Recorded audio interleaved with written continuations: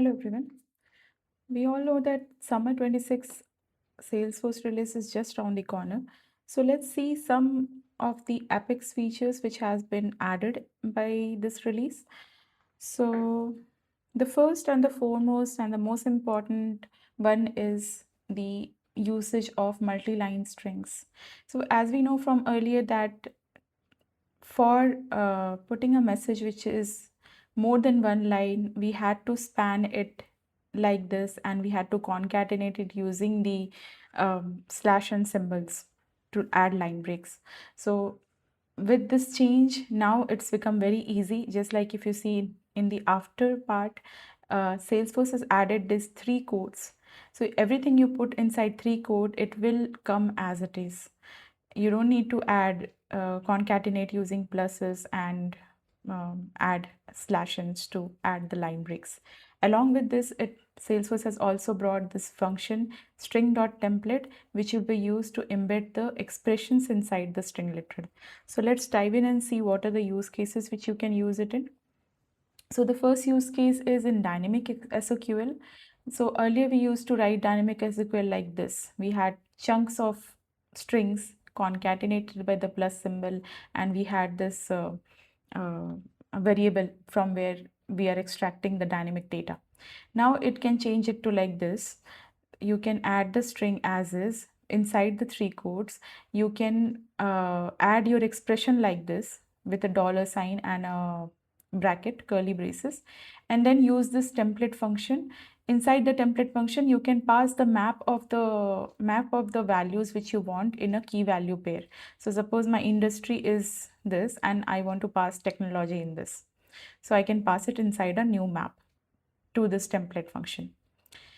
Now, JSON payload. So we all know that this is a very this has been a troublesome area for the developers where we had to construct the JSON string to be used inside a payload or to be used inside the as a sample data in the test classes. So with this update, the complex thing which is written here has become like this. So it's just like inside the three dots, you will put whatever JSON is looking like, the key and the value, key and the value. So it has become very easy with this three quotes now. Same goes for email templates. So email template earlier used to be like this, text and then addition with all the concatenation and everything in multiple lines, but now it is very readable format. Just put in three quotes and put in the correct format of your HTML with the headers and the paragraphs, and it will be just it. So this is the first feature which has been brought by Salesforce. Let's dive into the second feature, which is database operations will now run in user mode by default, and it will not run in system modes. That means that all the sharing rules, field level security, object permissions from the current user will be respected in those database operations. So database operation includes all these SOQL, SOSL, DML statements, and database methods. So what are the best practices which Salesforce has recommended?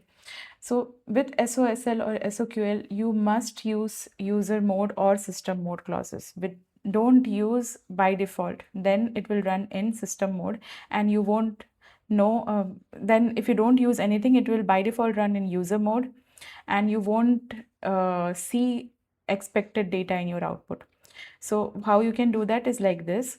Just write your query and after that use with user mode or with system mode. DML operations, Salesforce suggested that we should use as user or as system keywords. So if you are updating an account like this, you query the account, you add the update, and when you write a DML statement, you can write update as user A or update as user as system A. So this is how you can mention that explicitly. Then the third is the database or the search method. So here we can set the access level parameter to user mode or system mode. So if I am doing a query like this database.string, and the first part is the string which I want to query. The second part would be access level dot user mode. So if you mention dot user mode, it will run in a user mode setting. If you mention system, it will run as a system setting. Now, what are the points to note here? So, if you set the database operation to user mode, the operation respects the user sharing rules and it will override the calling class's sharing declaration. Okay, so whatever the calling class sharing declaration is, that will be overridden only if you have set the database operation to system mode. But in the second point, if you see, if you set the operation to system mode, the sharing declaration of the calling class will determine what type of uh, permissions will be respected, whether user's permission or system permission. So they are giving the more restricted access preference. Now this change will apply to the classes which are written in 67 or later versions. Till 66, everything will work as is. Now what is the next feature? Let's see. Apex class enforces sharing rule by default. So as we know, whenever we used to declare an Apex class without writing with or without, it used to run in without sharing. But that's not the case now. If you don't declare anything, it will run in with sharing, which means an omitted sharing declaration will lead to the class running in user mode. Okay, and it will respect everything, every sharing setting and the custom sharing rules and the FLS and everything. So the best practice here is we have to bypass, if you have to bypass the sharing rule, we have to explicitly mention without sharing. Okay, and use without sharing only when it is completely and very necessary. Otherwise, use with sharing. So what are the points to note here is, suppose for a class which is having 67 or later version and that is not having the sharing declaration, it will default to with sharing. But if this class is inheriting from another class, okay, then it will respect the parent sharing mode. Okay, whatever the inherited class's parent sharing, the sharing mode is there in that class, that mode will be respected. Now for the classes 66 and earlier, an omitted declaration will default to without sharing, right? But there are some exceptions. If this 66 version class is inherited by a 67 version class, the omitted sharing defaults to the inherited class setting. Whatever the 67 version class is having, that will run in this 66, whether with or without. But if the 67 version is having with sharing an omitted declaration, then it will run in with sharing. The second exception is if the class, the 66 version class is an Aura controller or Aura enabled method, which is called from a Lightning Web component. If you omit the sharing in that 66 version class, that will run with sharing. By default, it will run with sharing. Now, if a class is not the entry point, it's called from any other class, then the sharing mode will be defined by the calling class. So these are the three exceptions in which the omitted will default to with sharing, even for the 66 version. Now, the next feature is the removal of with security enforce SOQL clause. So earlier with security enforce, we used to add after the query so that the query respects the sharing settings of the user. But now it has been replaced with user mode, as we saw earlier. The advantages over the with in security enforce are these, that with user mode, it will respect the polymorphic fields as well. Suppose you are querying an opportunity and inside that you have account fields as well. So if you use with user mode, that account fields sharing settings also will be respected. The reference object also will be respected. Now with the user mode, it will process all the clause. So if you have some fields in the where clause, some fields in the select clause, it will act on all the parameters of that query, not just the select ones.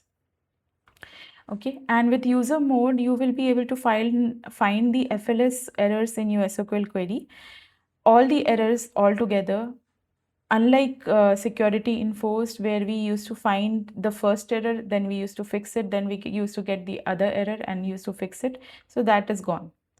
And we also have this get inaccessible fields method on the query exception, which we can examine to get the full set of access errors.